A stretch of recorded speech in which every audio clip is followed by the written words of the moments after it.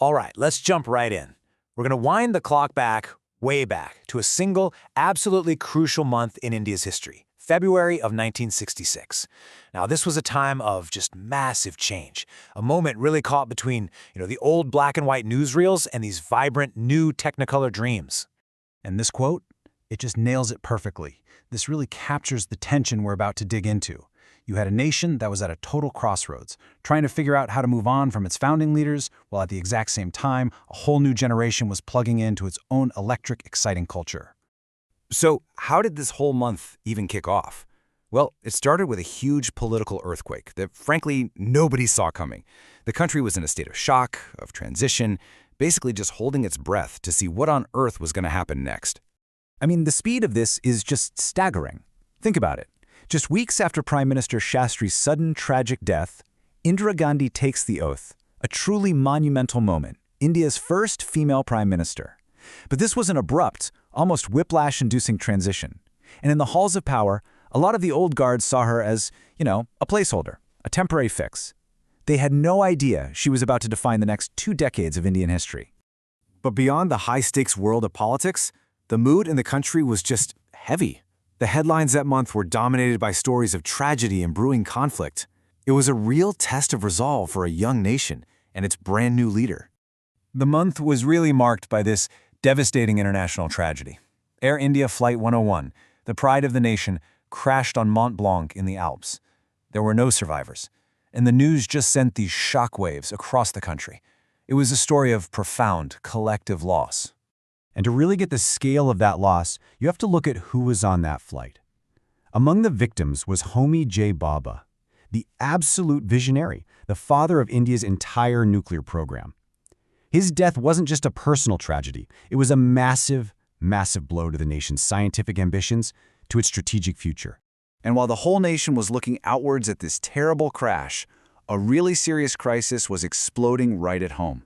In the Northeast, the Mizo National Front launched a major uprising. This signaled a period of internal strife that would become one of the very first big tests for the new prime minister. Okay, but amidst all of this somber, heavy news, there was this incredibly powerful form of escape.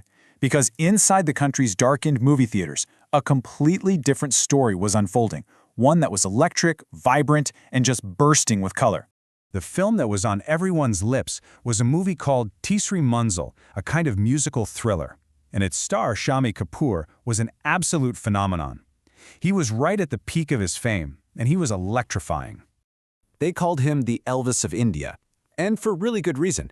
He brought this rebellious, high-energy vibe to the screen that was totally new, totally fresh, and just completely captivating for the country's youth. This really highlights the cultural split that was opening up. On one side, you have the old guard. They might go see a film like Amrapali, historical, grand, with classical music. But on the other side, you have the new wave, and the youth were flocking to Tisri Manzil. It was a fast-paced thriller with this revolutionary rock and roll soundtrack from R.D. Burman. This wasn't just a movie, it was the sound of a whole new generation. So, what was life actually like for regular people? On the streets, away from the movie theaters and the halls of power. Well, it was a fascinating study in contrasts, a mix of everyday struggles and these incredibly passionate pastimes.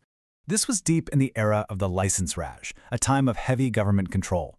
Life was defined by things like the iconic ambassador car. It was basically one of the only cars you could get. But it was also defined by the reality of standing in long queues for food rations.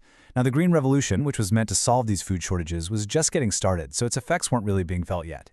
And through all of it, the transistor radio was everyone's constant companion. It was a lifeline to news and, of course, to music.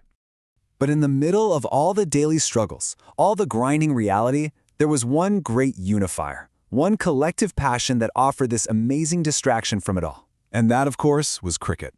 And February 1966 was a huge month for cricket fans. The legendary West Indies team, the undisputed titans of the sport, were visiting. But at the exact same time, Indian fans were watching the beginning of something really special at home, the rise of the incredible spin quartet, a group of bowlers who would soon go on to dominate world cricket themselves. So when you put all of this together, the politics, the tragedy, the pop culture, the daily life, what do you get? You start to see this flicker of a new, modern Indian identity being forged out of all these contradictions. And that brings us to this idea. If we kind of view these events like a film, as if we're spectators looking back from the best seats in the house, a really clear story starts to come into focus from that single month. You can see it unfold, right? First, you have a country grappling with its past, mourning its leaders. Then, that same nation is being tested in real time by crises from both outside and within. But at the same time, it's finding this incredible new energy, this optimism in its art and its culture. All these threads were weaving together, creating a complex, dynamic, and totally new national story. Which leaves us with a really big question, doesn't it? Can we actually point to this one month, February 1966, with all its turmoil and all its technicolor dreams, and say this was the moment that modern India truly began to take shape? It's a fascinating thought. Looking back, it wasn't some sudden explosion or big declaration.